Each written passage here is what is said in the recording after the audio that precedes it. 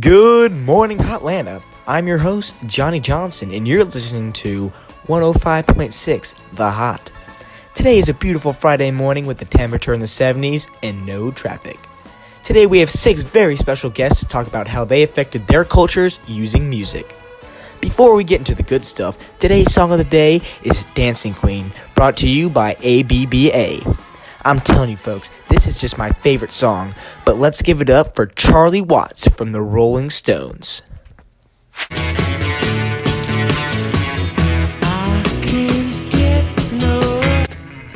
Being a part of the Rolling Stones gave us the opportunity to appeal to college culture by using meaningful lyrics and sad songs based off our rebellious outlook. After the Vietnam War, a crucial time for Americans learning to rebel, my fellow bandmates Mick Jagger and Keith Richards wrote the song Gimme Shelter, which was used to point out the violent times they experienced, further expanding the anti-war cries. Our song, Symphony for the Devil, was commonly used in movies about the war, which educated people on what happened during this time and showing the true horrors behind it. While the world was mourning the assassination of President John F. Kennedy, we released our song Paint It Black, which symbolizes what Jackie Kennedy went through after the death of her husband. This aided in helping those sympathize and deal with the loss of an important president. Though the Rolling Stones magazine wasn't made until the 70s, it still had a profound effect on the country by spreading the love of rock and the idea of individualism and rebellion along with it. Overall, we as a band affected culture by letting people know it was okay to stand out and speak up for what they believed in. Wow, thanks Charlie, that's just some great stuff. But now, here comes Brian Wilson from the Beach Boys. Hey guys, it's Brian Wilson here, one of the Beach Boys. Many of you know the other members of my band, my brothers Dennis and Carl Wilson, my cousin Mike Love, and my dear friend Al Jardine. Now, we became popular back in 1963, and our style of rock was named California Sound because we grew up in California. This was very new to the rock and roll industry, and there wasn't just one type of rock and roll anymore. But our style of music attracted a lot more young college students and became a part of a bigger, larger movement in the U.S. Eventually, our music led to becoming a symbol of the counterculture movement in the U.S. in the 1960s. The counterculture movement grew alongside the civil rights movement, and many more young adults, or hippies, began to protest and join in on both movements. That is because at the time, people from all social classes could attend college, which gave them access to more liberal ideas and democratic societies, different from their parents who were baby boomers. But the catapult for the movement was U.S. involvement in the Vietnam War. Many people saw the war as very violent and unfair to the amount of young men who died because the government drafted them and the 18-year-old could be sent off to war but he could not vote. The counterculture movement really focused on promoting peace, civil disobedience, and nonviolence. To protest the war, civil rights, women's liberation, students would participate by doing sit-ins. I'm very proud that our music was a symbol for such an iconic movement of my time. Thank you.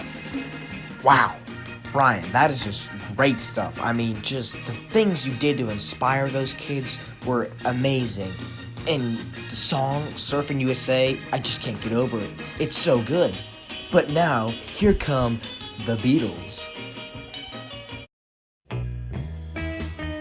We are the Beatles. We are a rock band formed in Liverpool during the 1960s.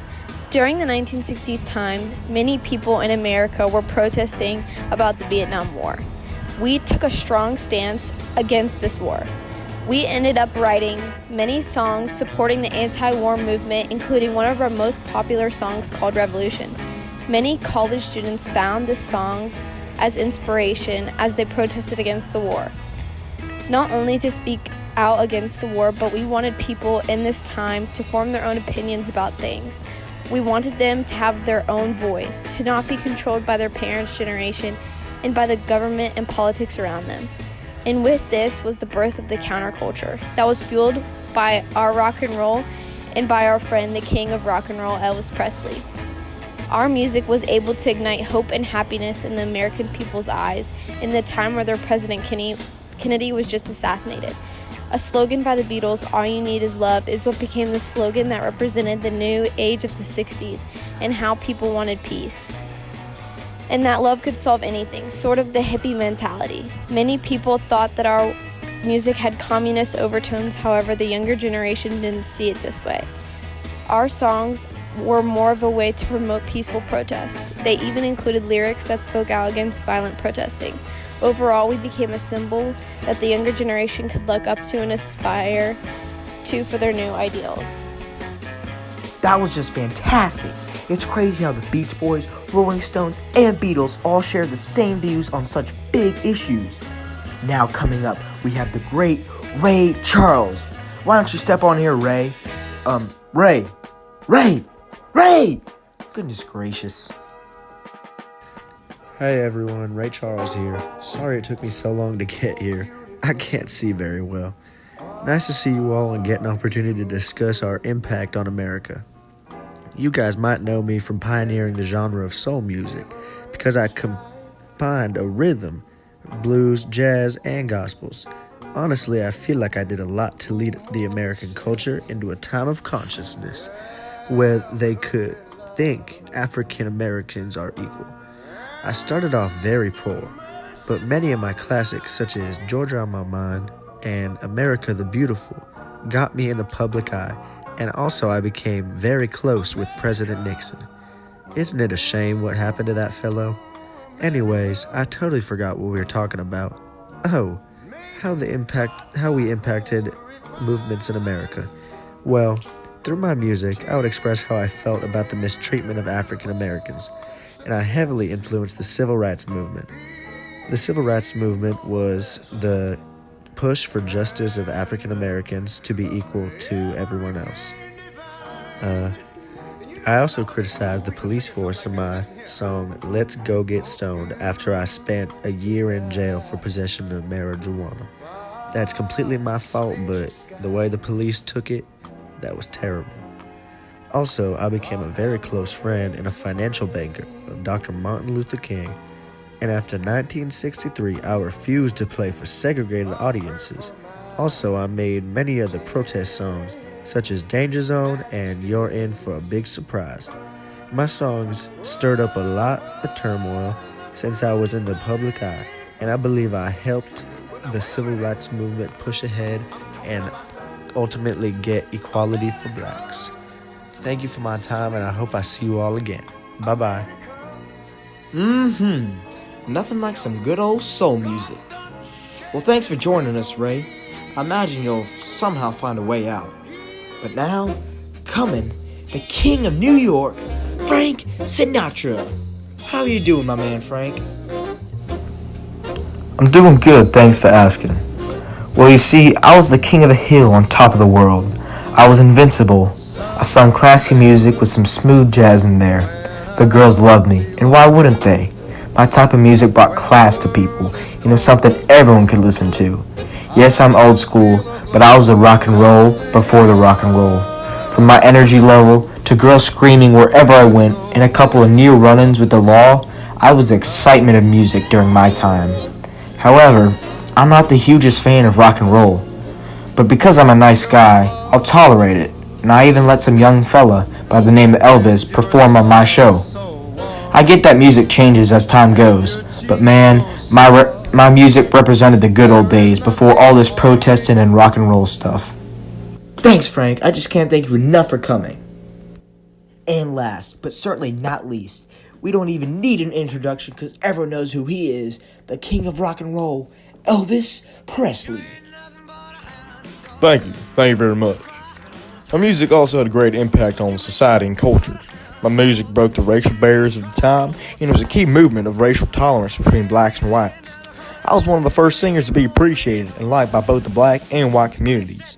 I was relatable to the people of all colors because everyone was crazy and thrilled about my music, and they didn't care about such things. All that mattered to them was my music and ability to capture their hearts of millions with my voice and the movement of my hips. My music was a representation of the idea of racial tolerance and supported the concept which stated that just because your skin color is different, that doesn't mean you don't matter. Many believe it was me who brought African American music to white listeners, because before me, whites were unfamiliar with that type of music. Not only did my music have a great social meaning behind it, it also influenced teachers of that era. My music was so great and influential that it changed the way teenagers thought of music. My music created a spark among teenagers and provided a way for the youth to go crazy and express themselves the way they wanted, instead of being forced to act like how their parents thought was right for them. Because of my music, teenagers started thinking differently from their parents, and even started dressing differently and changing their lifestyle to mimic the king of rock, me. Males would try to imitate me by wearing my hairstyle, growing sideburns, and even dressing the way I did. Females drooled over me for how handsome I was, something that made parents oppose my music.